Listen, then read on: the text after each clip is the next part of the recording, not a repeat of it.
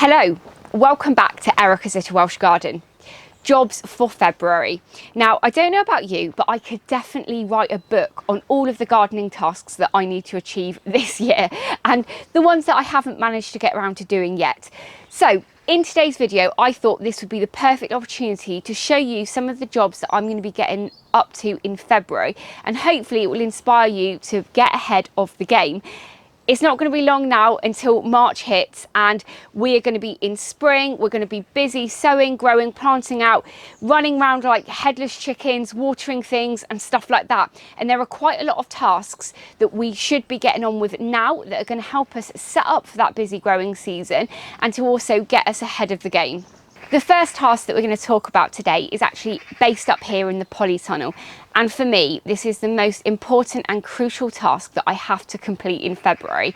And that is to set up an irrigation system up here.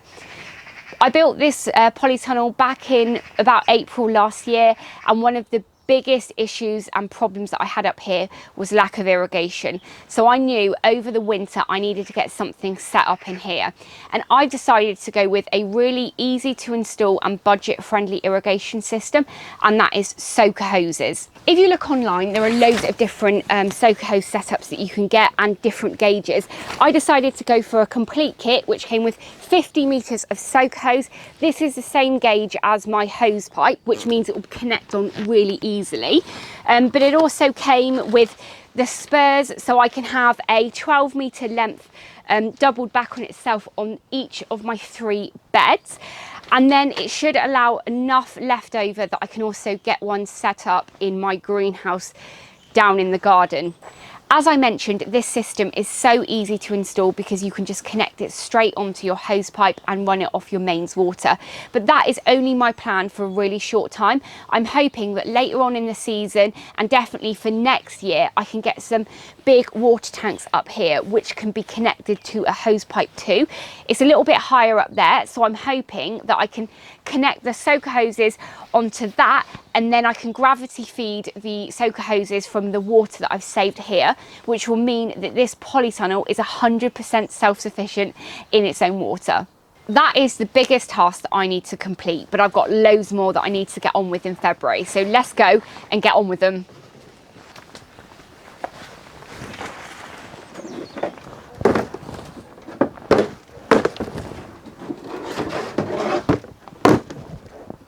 Collect together all of those dirty plant pots and seed trays from last year and give them a good clean. When it comes to cleaning my trays and pots, I try and keep things really simple. Just some hot soapy water in an old dish bowl in the garden.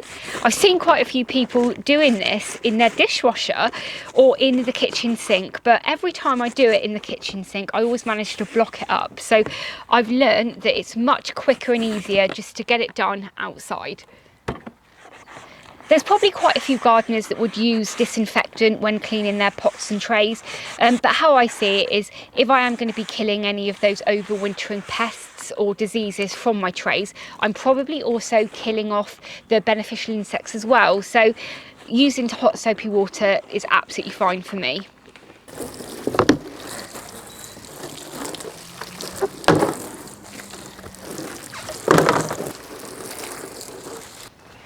Organise your fleece and netting. Now, I don't actually use fleece in the garden, but I do use this Enviromesh, which is perfect for stopping butterflies and insects getting onto your crops later in the year. But this year, what I'm going to be doing is actually using this as a fleece in the greenhouse, the polytunnel, and down at the allotment. Last year, my potatoes got hit by a really late frost in May, and they never really recovered. So I'm planning on using this Enviromesh to get those all covered. So if we do have those frosts, they should be pretty well protected. Now with Enviromesh, it is made from plastic, but it doesn't shed or fall apart over time like fleece would. But as you can see, this one is really dirty. But what is brilliant about Enviromesh is that you can actually chuck it in the washing machine. So that's my plan. Put this in the washing machine, and then I can spread it out, work out how big this piece is, and then I can get it laid out on the ground to start warming it up for my crops that will be going in next. Clean and tidy your greenhouse or shed. I don't know about you, but I am certainly not one of those people that tidy as I go. And at the end of the growing season, I've always got a few plant pots left with dried up compost and dead plants, or just generally having pots littering all over the place. Like for instance, I've got a bag here that's full of some plant pots. It's obviously been in the greenhouse all year, but you know, I just obviously plonked something in there and left it. So definitely this is a perfect time to get organised for the next growing season. When I was out here washing all of my trays, I actually had a look around and I realised I had about 5 recycling boxes full of plant pots. Now, I don't actually use plant pots very much, and I certainly don't need to have 5 boxes full. So I took a really quick picture of them, advertised them on my local free site, and within about 10 minutes I managed to get rid of almost all of them. So that was 5 bin bags full of old pots that could have been sent to recycling, but instead they've gone to gardeners that can reuse them for hopefully a few more years, including a local community garden as well. So that was really great that I've managed to do that. But if you're in the same position as me and you need a little bit of extra space, it's definitely worth going through some of your pots and getting rid of them. Take down and clean out those used nesting boxes. Here in the UK, the nesting season begins on the 1st of March. So if you haven't done this task already, you really need to get a move on with it. What I would suggest is, before you take it down, just keep an eye on the nest for a couple of days and make sure that there's no bird already starting to make a nest early for this year. Clean the glass on your greenhouse. It's actually hard to see from here, but there is quite a lot of algae growing all over my greenhouse. And when I put this up, it had already been in storage for a couple of years. And if I'm honest, I never cleaned it last year, so it's pretty filthy now.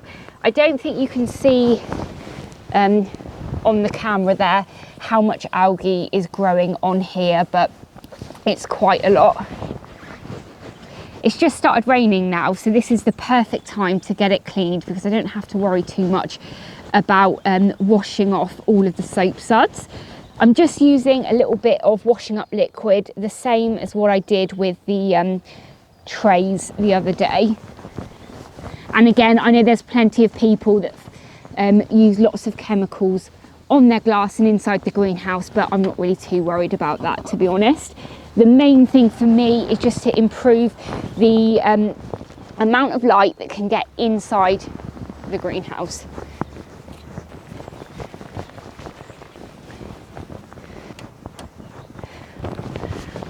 That is all of the greenhouse on the outside cleaned now, and it didn't take very long at all.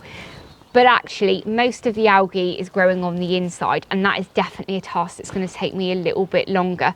I'm so pleased though that I've come out and done it, because it doesn't take long at all, and your plants will really thank you at the earliest parts of spring when those light levels are much lower. I really hope that you've enjoyed watching today's video and that I've given you some inspiration of some jobs that you can be getting on with February, which will get you ahead of the game for the next growing season. If you get up to different things in February, or you've got some tasks that you think are a really good idea to do now, please let us know down below in the comments, because I love hearing and learning new things, and so do everybody else watching this. If this is the first time you're watching one of my videos, I really hope you've enjoyed it, but please do hit that subscribe button and ring the bell to be notified of all of my latest videos. As ever, YouTube have some videos up now on the screen that they think you'll like, so please go ahead and watch those, and I will catch up with you in the next episode. Bye!